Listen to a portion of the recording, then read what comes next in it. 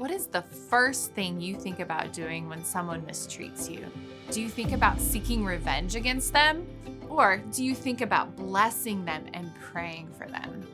Back in middle school, my brother was bullied by some other boys at school.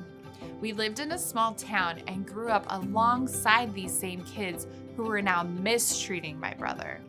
My heart was heavy and angered by their actions. My initial thoughts were of how to protect my brother, but with spiteful actions. My mom had a different approach. I know this situation hurt her heart just as much, if not more, than mine. But one day, she mentioned how she was praying for these boys. This was an eye-opening moment that resonated with me. I had never thought about praying for someone that was hurtful towards me or someone I loved.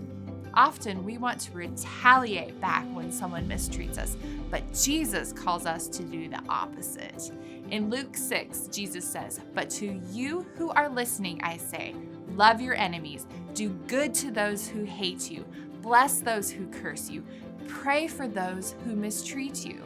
Jesus encourages us to maintain our dignity by loving our enemies, blessing them, and praying for them. Show compassion rather than retaliation.